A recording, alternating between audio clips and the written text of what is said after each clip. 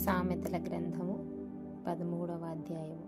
తండ్రి శిక్షించును, కుమారుడు జ్ఞానము గలవాడగును. అపహాసకుడు గద్దింపునకు లోబడడు.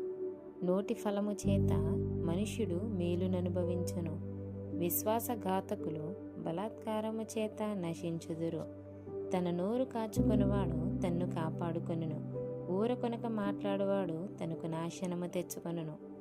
సోమరి ఆశపడును గాని వాని ప్రాణమునకేమీయో దొరకదు. శ్రద్ధ గలవారి ప్రాణము పుష్టిగా నుండును. నీతిమంతునికి కళ్ళమాట అసహ్యము. భక్తిహీనుడు నిందించుచు అవమానపరచును. యథార్థవర్తనునికి నీతియే రక్షకము. భక్తిహీనత పాపులను చెరిపివేయును. ధనవంతులమని చెప్పుకొనుచు లేమికి గలవారు కలరు. దరిద్రులమని చెప్పుకొనుచు బహుధనము గలవారు కలరు. ఒకని ప్రాణమునకు వాని ఐశ్వర్యము ప్రాయశ్చిత్తము చేయును.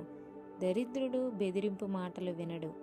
నీతిమంతుల వెలుగు తేజరిలును. భక్తిహీనుల దీపము ఆరిపోవును. గర్వము వలన జగడమే పుట్టును. ఆలోచన వినువానికి జ్ఞానము కలుగును.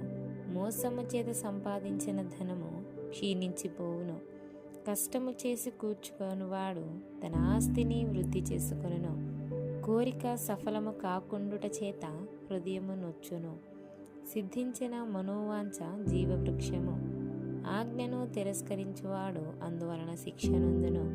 ఆజ్ఞ విషయమై భయభక్తులు గలవాడు లాభము పొందును. జ్ఞానుల ఉపదేశము జీవపు ఊట, అది మరణపాశములలో నుండి విడిపించును. సుబుద్ధి దయను సంపాదించును. విశ్వాసఘాతకుల మార్గము కష్టము. వివేకులందరూ తెలివిగలిగి పని జరుపుకొందురు. బుద్ధిహీనుడు మూర్ఖతను వెల్లడిపరచును. దుష్టుడైన దూత కీడునకు లోబడును. నమ్మకమైన రాయబారి ఔషధము వంటి వాడు. శిక్షను ఉపేక్షించువానికి అవమాన దరిద్రతలు ప్రాప్తించును. గద్దింపును లక్ష్యపెట్టువాడు ఘనత నొందును. ఆశ తీరుట ప్రాణమునకు తీపి. చెడుతనమును విడిచుట మూర్ఖులకు అసహ్యము. జ్ఞానుల సహవాసము చేయువాడు జ్ఞానము గలవాడగును. మూర్ఖుల సహవాసము చేయువాడు చెడిపోవును. కీడు పాపులను తరుమును. నీతిమంతులకు మేలు ప్రతిఫలముగా వచ్చును.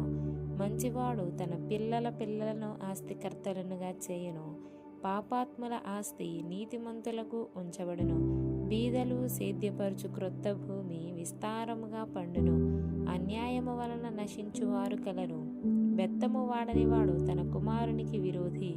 కుమారుని ప్రేమించువాడు వానిని శిక్షించును. నీతిమంతుడు ఆకలి తీరా భోజనము చేయును. భక్తిహీనులు కడుపునకు లేమి కలుగును.